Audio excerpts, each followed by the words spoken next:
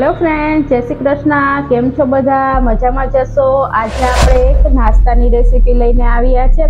તમે મસાલા પાપડ તો ઘણા બધા ખાધા હશે, ચાટ મસાલા પણ ઘણા ખાધા હશે. આજે હું તમને પાપડ ચૂરી બનાવતા શીખવાડી, તે પણ ઈઝી રીતના, અને બધાને બહુ જ ભાવશે અને બાળકોને તો એકદમ પસંદ એવી ચૂરી પાપડ બનાવવાનું સ્ટાર્ટ કરીએ. તો સૌપ્રથમ આપણા ઘરમાં જે અડદના પાપડ હાજર હોય તે લેવાના છે. તો મેં અડદના પાપડ લઈ લીધા છે. સાઈડમાં મેં લોટી ગરમ કરવા મૂકી દીધી હતી. તો લોટી પણ ગરમ થઈ ગઈ છે. તો આપણે એમાં થોડુંક ઘી એડ કરીશું આ રીતના, અને ઉપર આપણે પાપડ આ રીતના આપણે પાપડથી શેકવાના છે. જો તમારે ઘીમાં આ રીતના ના શેકવા હોય તો ડાયરેક્ટ તમે ગેસ ઉપર પણ આ પ્રોસેસ કરી શકો છો. જો ઘીમાં શેકીએ તો એકદમ સરસ ટેસ્ટ આવશે. જો બટર હોય તો તે પણ ચાલે.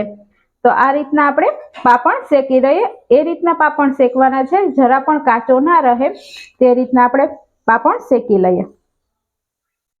જો આ રીતના આપણે પાપડ શેકવાના છે, તમે જોઈ શકો છો બળે નહીં એ રીતના, અને એક પણ જરા પણ કાચો ના રહે તે રીતના આપણે બધા પાપડ શેકી અને તૈયાર કરી લઈએ, અને એક બાઉલમાં કાઢી લેશું.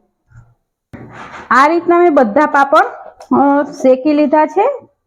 તો હવે આપણે આ બધાનું આ રીતના એકદમ આપણે ઝીણું ભૂકો નથી કરવાનો, આ રીતના આપણે પીસીસમાં આ રીતના એને કટ કરી લેશું. તમે જોઈ શકો છો આ રીતના બહુ મોટા ટુકડા નથી રાખવાના, માપના અને નાના, અને એકદમ ભૂકો પણ નથી કરવાનો. તો હવે આપણે એમાં મેં એક ડુંગળીને કટ કરી અને રાખી તે આપણે તેમાં એડ કરી દઈએ. એક ટમાટર તે આપણે આમાં એડ કરી દઈશું. હવે જે કોથમીર મેં ધોઈ સાફ કરી અને લીધી હતી તે પણ આપણે ઝાઝી કોથમરી એડ કરીશું. હવે મેં આ મસાલાવાળા દાણા લીધા છે. આની જગ્યાએ તમે સિંગ દાણાજી શેકી અને ફોતળી ઉતારી અને સેજ ફ્રાય કરી અને તે પણ લઈ શકો છો. તો મેં અત્યારે મસાલા દાણા એડ કર્યા છે.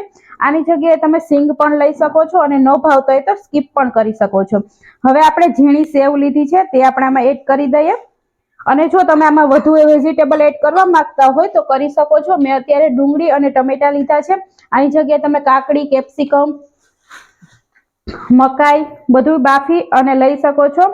ધાણા જીરું આપણે એડ કરી દઈએ 1 ટેબલ સ્પૂન, કાશ્મીરી લાલ મરચું 1 ટેબલ સ્પૂન.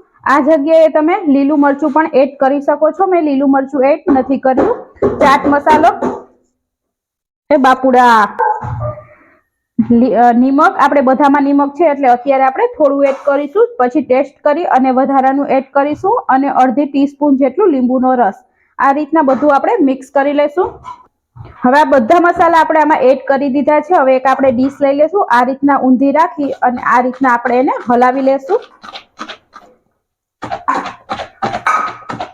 આપણે એકદમ સરસ હલાવી લીધું છે. હવે આપણે જોઈ લઈએ. જો તમે જોઈ શકો છો એકદમ સરસ મિક્સ થઈ ગયું છે, અને પાપડના ટુકડા આ જ રીતના રહેવા જોઈએ. એકદમ આપણે ભૂકો ઝીણો નથી કરી દેવાનો. તમે જોઈ શકો છો એકદમ સરસ ચાટ બની અને તૈયાર છે. હવે આને આપણે સર્વિંગ પ્લેટમાં સર્વ કરીશું. આ સમયે તમારે ટેસ્ટ કરી લેવાનો. તમારા ટેસ્ટ અકોર્ડિંગ જો કંઈ ઘટતું હોય તો અત્યારે આમાં ઉમેરી દેવાનું, અને એકદમ આપણે મિક્સ નથી કરવાનું, જેથી કરી જો બહુ મિક્સ કરશું તો પાપડનો ભૂકો બધો થઈ જશે તો ભાવશે નહીં ચાટ, એટલા માટે. તો હવે આને આપણે સર્વિંગ પ્લેટમાં સર્વ કરીશું. આપણી પાપડ ચૂરી બની અને તૈયાર છે. તો હવે આપણે આને સર્વિંગ પ્લેટમાં સર્વ કરીશું. તમે જોઈ શકો છો, ઘરે એકવાર જરૂર ટ્રાય કરજો. એકદમ સરસ ટેસ્ટી, અને બાળકોને તથા બધાને બહુ જ ભાવશે, અને એકદમ ન્યૂ રેસીપી છે. તો પાપડ ચૂરી બનાવવી કંઈ અઘરી નથી, હાવ સહેલી છે. તો આપણી પાપડ ચૂરી બની અને તૈયાર છે. જો તમને મારી રેસીપી ગમી હોય તો લાઈક કરો, શેર કરો અને સબસ્ક્રાઇબ કરવાનું ના ભૂલશો, અને બાજુમાં રહેલ બેલ આઇકન પર ક્લિક કરી દેજો, જેથી મારી રેસીપીની જાણકારી તમને ઇઝીથી મળી શકે. ફરી મળીશું ન્યૂ રેસીપી સાથે. Thank you for watching.